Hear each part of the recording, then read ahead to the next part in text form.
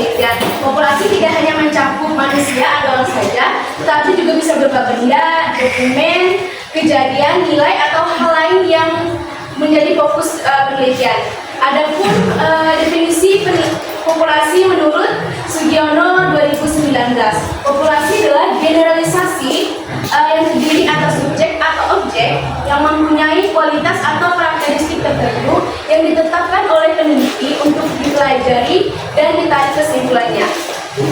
Populasi terbagi menjadi dua, yaitu adalah populasi terbatas dan populasi tak terbatas. Populasi terbatas jumlahnya dapat dihitung dengan pasti, contohnya 500 karyawan di sebuah perusahaan, sedangkan populasi terbatas jumlahnya sangat besar atau tidak terbatas, contohnya semua butir pasir di pantai.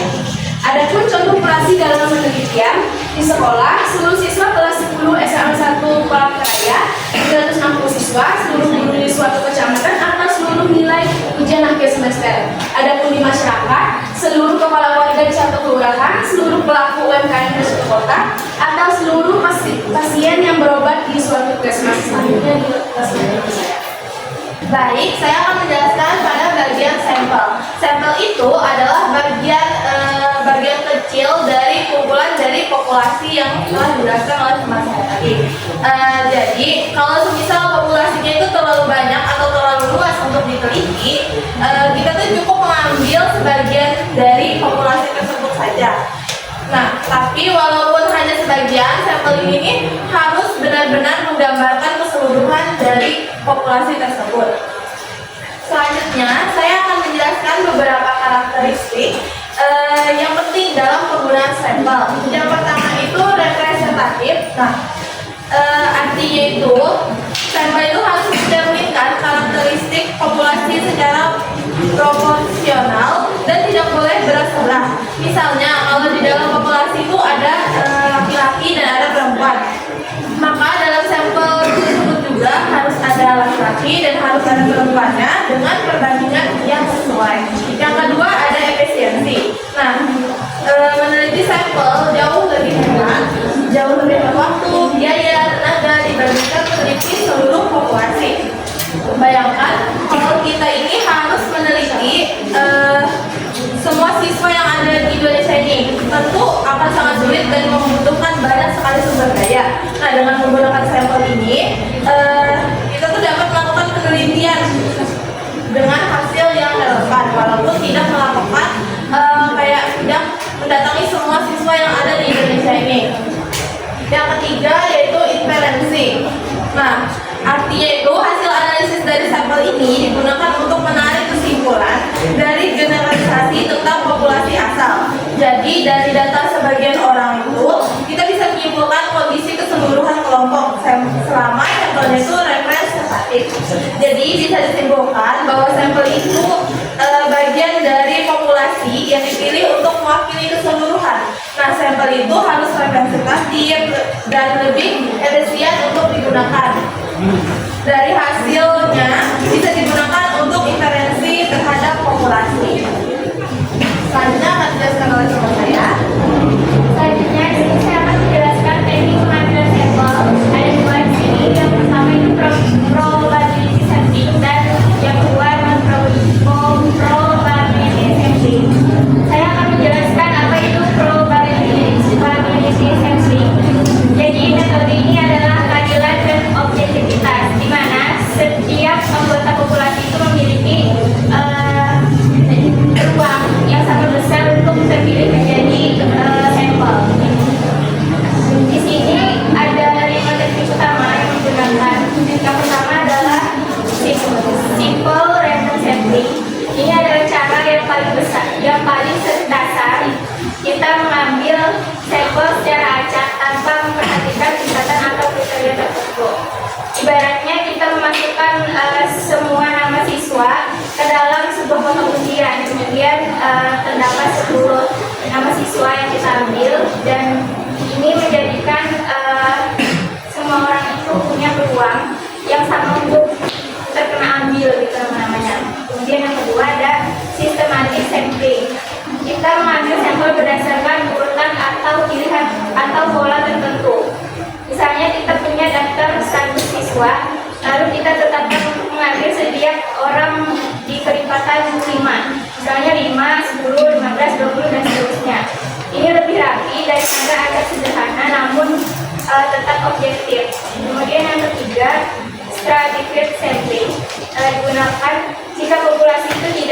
seragam atau memiliki kelompok-kelompok tertentu. Kita bagi populasi itu menjadi kelompok, lalu kita ambil sampel itu dari kelompok itu. Contohnya di sebuah sekolah kita ingin mengambil sampel dari kelas 1, 2, dan 3.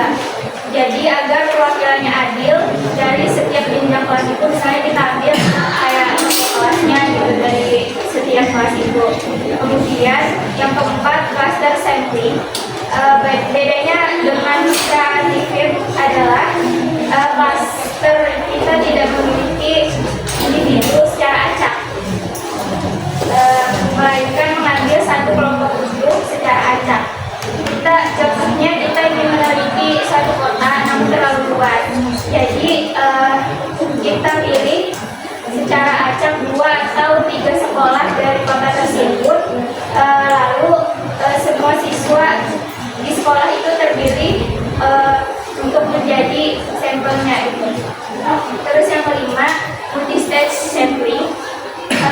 Ini adalah kombinasi dari beberapa teknik sampling di beberapa penjelasan saya tadi secara bertahap. Biasanya digunakan untuk penelitian dalam skala besar. Contohnya, kita memilih provinsi secara acak, lalu kecamatan, kemudian dari kecamatan itu kita pilih individunya secara acak, masyarakatnya dari kecamatan itu secara acak. Terus Selanjutnya saya akan menjelaskan yang kedua, yaitu non-probability sampling atau sampling tidak acak. Nah, jadi non-probability sampling ini merupakan teknik pengambilan sampel yang dimana tidak semua anggota populasi itu memiliki peluang yang sama untuk dipilih. Jadi teknik ini itu biasanya lebih praktis dan juga lebih mudah dilakukan, tetapi juga memiliki kekurangan, yaitu kekurangannya adalah hasilnya itu kurang bisa digeneralisasikan untuk semua populasi. Teknik ini itu biasanya dilakukan pada penelitian kualitatif dan juga penelitian eksplorasi. Adapun jenis dari non-probability sampling, yang pertama yaitu purposive sampling atau bertujuan. Nah, jadi teknik ini itu dilakukan dengan memilih sampel berdasarkan pertimbangan tertentu dari peneliti. Artinya peneliti itu memilih orang yang dianggapnya itu paling relevan dan dapat memberikan informasi yang dibutuhkan. Teknik ini itu cocok dan biasa dilakukan pada penelitian kualitatif atau studi kasus yang mendalam. Yang kedua yaitu ada convenience sampling atau kebetulan. Nah, jadi teknik ini itu dilakukan dengan mengambil sampel dari siapa saja yang kebetulan ditemui yang bersedia menjadi responden. Ini adalah cara yang paling efektif dan yang paling mudah, tapi juga paling beresiko bias. Nah, biasanya teknik ini itu dilakukan untuk penelitian awal atau yang paling sederhana. Yang ketiga ada snowball sampling atau bola salju. Nah, teknik ini itu dimulai dari beberapa responden awal yang kemudian mereka akan merekomendasikan responden lainnya, dan begitu selanjutnya seperti bola salju yang membesar. Teknik ini itu cocok untuk populasi yang sulit ditemukan atau yang tersembunyi. Yang keempat ada kuota sampling. Nah, teknik ini itu peneliti yang menentukan jumlah atau kuota pada setiap kelompok. Setelah itu sampel akan diambil sampai kuota tersebut itu dipenuhi tanpa menggunakan cara yang acak. Teknik ini itu sering digunakan dalam survei atau penelitian lapangan yang cepat. Yang terakhir yaitu ada judgmental sampling atau penilaian ahli. Teknik ini itu hampir mirip dengan purposive sampling, cuma bedanya teknik ini itu lebih menekankan pada penilaian ahli atau pengalaman peneliti dalam memilih sampel yang dianggap mewakili. Selanjutnya adalah menentukan jumlah sampel. Salah satu pertanyaan paling umum dalam penelitian adalah berapa banyak sampel yang harus diambil. Terdapat beberapa cara yang dapat digunakan untuk menjawabnya. Aturan umum, jika populasi kurang dari 100 orang, sebaiknya ambil semua anggota sebagai sampel. Dan jika populasi besar, biasanya diambil 10% hingga 30% dari populasi, tergantung kebutuhan dan tingkat kepercayaan penelitian. Rumus Slopin. adalah rumus yang paling populer digunakan dalam penelitian sosial untuk menentukan ukuran sampel minimum yang diperlukan. Rumusnya N sama dengan N dibanding 1 ditambah N dikali E kuadrat. Keterangannya adalah N itu sama dengan jumlah sampel yang dibutuhkan. N besar adalah jumlah seluruh populasi. E adalah tingkat kesalahan yang ditoleransi, biasanya diambil 5% atau 10%. Oke, selanjutnya di sini tentunya dalam menentukan jumlah sampel itu tuh ada beberapa faktor yang mempengaruhinya. Yang pertama yaitu variasi populasi. Kalau dalam suatu populasi itu orang-orangnya sangat beragam, misalnya dari segi usia, latar belakang, atau pendapat, maka kita butuh sampel yang lebih banyak supaya hasilnya bisa benar-benar mewakili. Tapi kalau populasinya cenderung homogen, sampel yang diambil bisa lebih sedikit.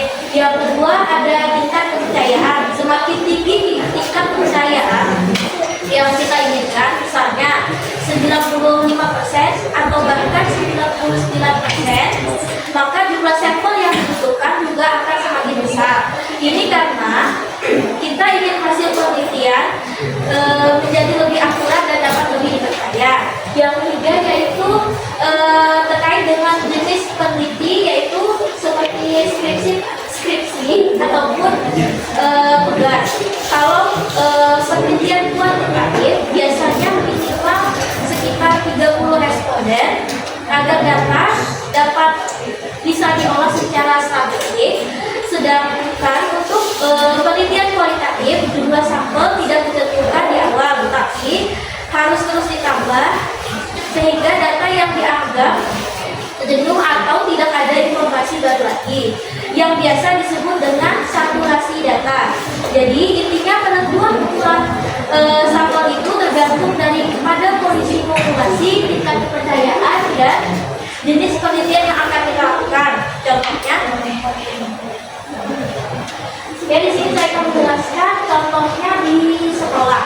Yang pertama yaitu untuk populasi. Misalnya ada seorang guru yang ingin mengetahui apakah metode belajar baru itu efektif untuk siswa kelas 3. Nah, dalam kasus ini tuh yang disebut sebagai populasi adalah seluruh siswa kelas 3 di sekolah tersebut. Misalnya terdapat 2 kelas dan masing-masing kelas berjumlah 30 orang siswa.